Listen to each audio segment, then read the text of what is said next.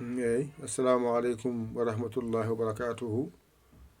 e bandiraɓe sehilaɓe jangguiyankoɓe eɗen garti kadi e windande men hande windande men wattore nogas hande eɗen janga wa holno masirte ɗo so ɗiggi ko jangguete e wa a gayni a timmini bisimillah janggen ɗo woni wa gasi ɗo aw aaw ɗo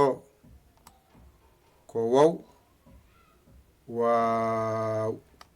ɗo timmi ɗo ko wii ɗo ko iw iiw ɗo ko wiw wiiw ɗo ko wee ɗo ew eew ɗo ko wew weew ɗo woo ɗo ko ow oow ɗo ko wow woow ɗo ko wuu ɗo ko ow ɗo ko wow gasi ɗo so ɗiggi a serti ko masete e wa kala ko masa e wa a jangani ɗo woni ɗiggani momten alluwal men mbawen jangude e mumti ha laaɓa cer alluwa men laaɓa bindi laaɓa jiyan ko laaɓi janga ko laaɓi bisimillah ɗo woni wa ɗo woni wii ɗo woni wee ɗo woni woo ɗo woni wuu gasi ɗo masde ɗe keedi ko yeeso ngara ɗo masde ɗe ngado arde aw aaw ɗo mbiya iw iiw ɗo mbiya ew eew ɗo mbiya ow oow ɗo mbiya ow ɗo timmi ngara lomba maskal ngal hakkude mbiya waw waaw ɗo mbiya wiw e wiiw ɗo mbiya wew weew ɗo mbiya wow woow ɗo mbiya wuu ari ardi ɗo so ɗiggi a serti e majjere nde ɗo hankadi ɗo ko a tan lomba ɗo mbiya waa aw aaw waw waaw ɗo timmi hay ɗo i tan lomba ɗo mbiya wii iw iiw wew weew ɗo gasi ɗo ko e tan waɗa ɗo ɗo mbiyata ko wee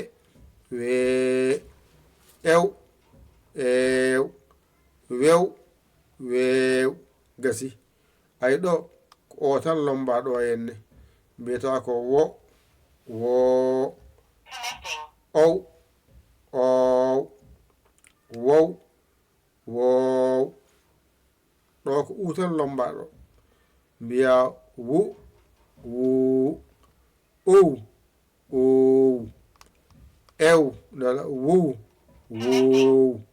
gasi joni noon ngara janggen waa wii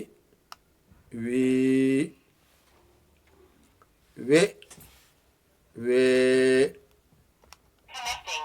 ow wo wo ow ow wu wu ɓamten wa wa wi wi we we wo wo wu wu gasi ɗo aw aw iw iw ew ew wow ow ow uw ɗo ko waw waw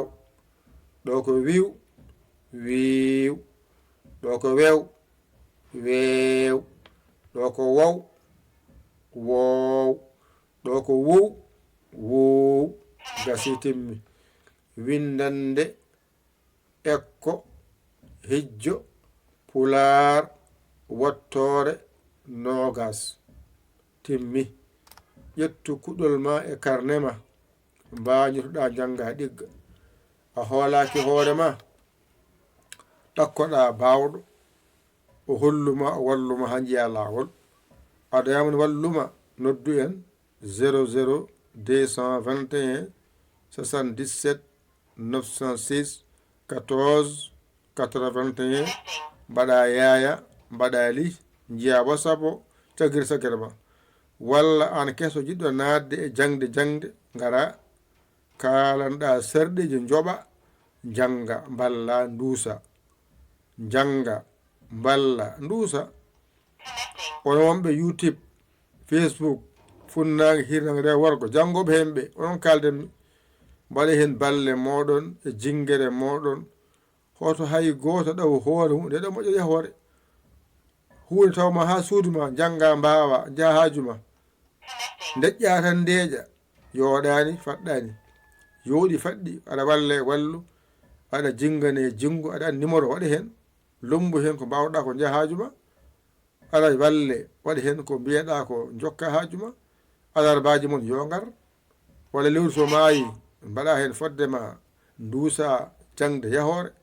yo Allah hokke nande ɗum e famde ɗum ko musidɗo mon guiɗo mon saabu Allah Yaya Ly ko Sénégal alhamdulillahi bil alamina on jarama salam numéro ko 00 221 77 906 14 81 mbaɗa yaya mbaɗa li jiya WhatsApp o a jiɗi waɗi hen ballal ma waɗɗon yetto a jiɗo nadde rewɗon jettoɗa naneɗa inchallah wassalam